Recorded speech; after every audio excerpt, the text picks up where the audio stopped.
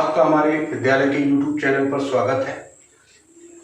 आज मैं कक्षा 9 वालों को दूसरी प्रमेय बताने जा रहा हूँ। कल पहली प्रमेय मैंने बताई थी कि त्रिभुज के अंतःकोणों का योग 180 अंश होता है। आज जो प्रमेय बताने जा रहा हूँ वो आपने परिभाषा कक्षा 6 से पढ़ी होगी कि यदि दो रेखाएं आपस में प्रतिच्छेद करती हैं तो उनसे बने ऐसे कोण जिनमें कोई भुजा उभयनिष्ठ ना हो वे शीर्षाभिमुख कोण कहलाते हैं।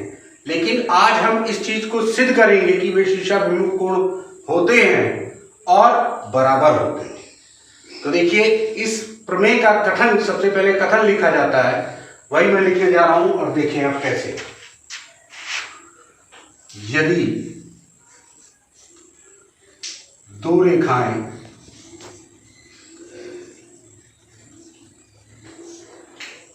आपस में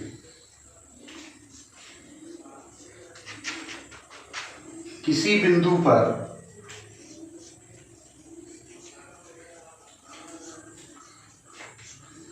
प्रतिच्छेद करती हैं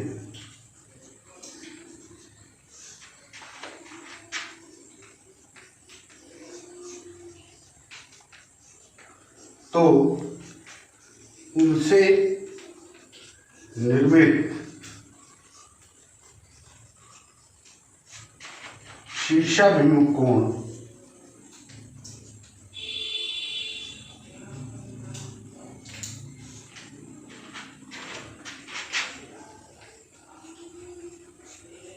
बराबर होते हैं। तो देखिए, जैसा मैंने कल बताया था आपको कि ये कथन होता है, या आप इसको स्टेटमेंट कह सकते हैं या साधारण प्रतिज्ञा कह सकते हैं। ये आपको पेपर में लिखा होता है या आप किसी भी परीक्षा में बैठते हैं तो वहां पर ये चीज लिखी होती है। बाकी जो कुछ है सब आपको स्वयं करना होता है। तो सबसे पहली बात कि इसको पढ़कर ये पता लगाना कि इसमें हमको क्या पता है और क्या निकालना है। यदि दो रेखाएं आपस में किसी बिंदु पर प्रतिच्छेद करती हैं, सबसे पहली चीज यही है कि दो रेखाएं हैं और वो आपस में प्रतिच्छेद कर रही हैं किसी बिंदु पर। तो हमने दो रेखाएं खींची, AB और CD, जो कि आपस में प्रतिच्छेद कर रही है बिंदु O पर। देखिए, ये एरो दोनों तरफ इसलिए लगा है क्योंकि जब दोनों तरफ एरो होता है तभी वो रेखा होती है। एक तरफ एरो होगा तो वो किरण होगी, अगर रेखा में कहीं भी तीर नहीं होगा तो वो रेखा खंड होता है। लेकिन बात हो रही है यहाँ पर रेखा की, इसलिए दोनों तरफ तीर रहेगा। AB रेखा और CD रेखा आपस में प्रतिच्छेद करती है O पर। तो शीर्षाभिमुख की जो परिभाषा है उसके अनुसार शीर्षाभिमुख कोण है कौन सा? शीर्षाभिमुख कोण की परिभाषा के अनुसार यदि दो रेखाएं आपस में काटती हैं तो उनसे बने ऐसे कोण जिनमें कोई भुजा उभयनिष्ठ नहीं होती है वो शीर्षाभिमुख कोण कहलाते हैं। तो देखिए, कोण यहाँ चार बन रहे हैं, AOC, COB, BOD और DOA। तो अपोजिट जो बनते हैं वही शीर्षाभिमुख कोण होते हैं, यानी AOC और BOD ये अपोजिट है, ये शीर्षाभिमुख कोण है, यानी इनका मान हमको बराबर सिद्ध करना है। इसी प्रकार कोण AOD और कोण BOC ये अपोजिट एंगल्स हैं, ये शीर्षाभिमुख कोण है, इनको बराबर सिद्ध करना है। तो सर्वप्रथम जो दिया है या गिवन है या ज्ञात क्या है, रेखा AB तथा CD परस्पर O पर प्रतिच्छेद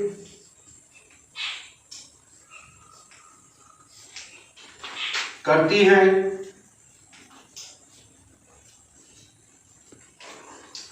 सिद्ध करना है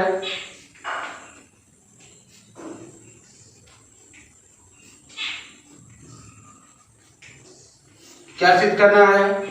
कोण AOC बराबर कोण BOD, कोण AOD बराबर कोण BOC, ये चीज हमको सिद्ध करनी है। अब रचना होती है, लेकिन इसमें रचना की कोई जरूरत नहीं है, इसलिए उपपत्ति पे आते हैं हम। सॉल्यूशन क्या है इसका। तो देखिए अभी मैंने आपको रेखा बताया, रेखा सीडी है, लेकिन ओडी की बात करें तो ये किरण है। ओडी क्या है? किरण है, क्योंकि ओ से डी की तरफ जा रही है, तीर ऊपर की तरफ लगा है, इसलिए ये किरण है। ओडी किरण या किरण ओडी रेखा AB पर स्थित है। जब ये इस पर स्थित है तो ये शीशाभिमुख कोण बना रही है, ये रैखिक युग्म का निर्माण कर रही है। मतलब दो कोण है, एक तो आपका AOD है और एक कोण DOB है। ये चूंकि बिंदुओं पर मिल रहे हैं और ये एक स्ट्रेट लाइन है AB, इसलिए ये रैखिक युग्म है, इसका मान 180 अंश होगा। तो कोण AOD प्लस कोण DOB बराबर 180 अंश। कारण चूंकि रैखिक युग्म हैं। इसी प्रकार किरण OB रेखा CD पर स्थित है।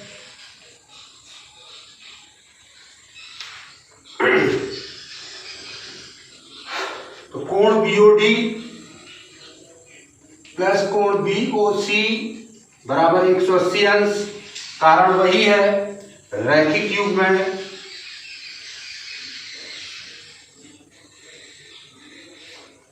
तो देखिए बच्चों, इन दोनों पेयर्स में ये दोनों इक्वल टू 180 है। इसका मतलब कि इस इक्वेशन को और इस इक्वेशन को हम बराबर कर सकते हैं।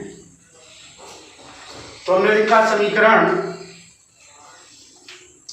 1 बराबर समीकरण 2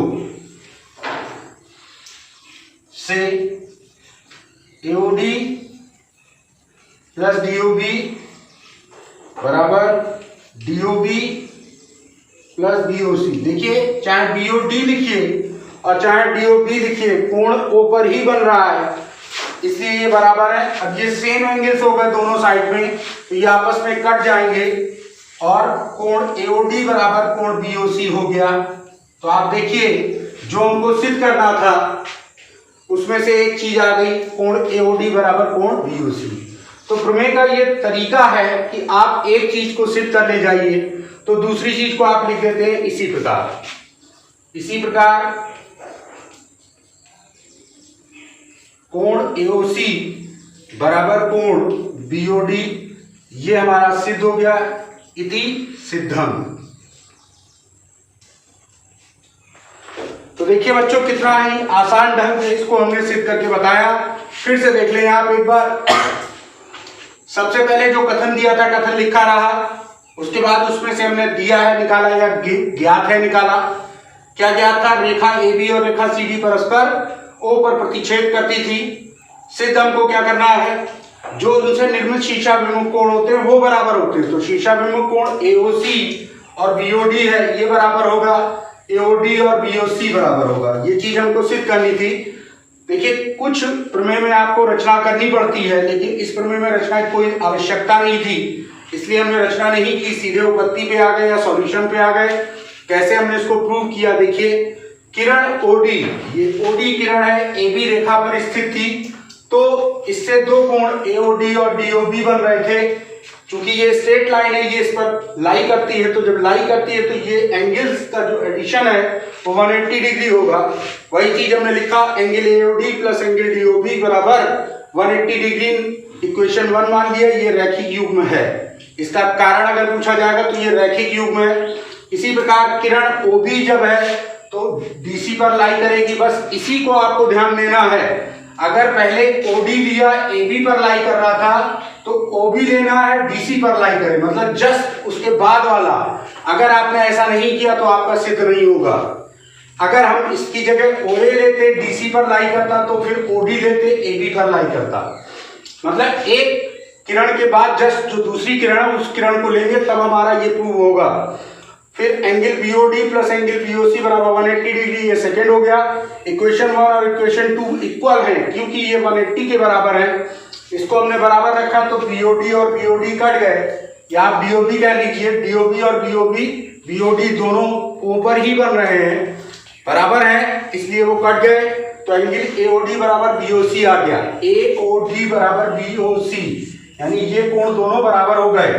तो सीधी सी बात है, जब ये दोनों कोण बराबर हो गए तो ये कोण और ये कोण भी आपस में कैसे होंगे, बराबर होंगे। इसी प्रकार इसको हम सिद्ध कर सकते हैं। तो ये चीज हमने लिख दी, उसके बाद हमने लिखा इति सिद्धम, यानी कि जो आपका कथन था उसके अनुसार हमने इसको सिद्ध करके बता दिया। अब अगले वीडियो में मैं और प्रमेय लेकर आऊंगा और उम्मीद करता हूं आप सभी को समझ में आया होगा और आप ध्यान से इसको समझें और अपनी कॉपियों पे लगाएं। बार बार अभ्यास करेंगे तो आपको आने लगेगा। अभी आपके लिए नई चीजें थोड़ा दिक्कत होगी, लेकिन प्रयास से आप सफलता प्राप्त कर सकते हैं। वीडियो देखने के लिए धन्यवाद।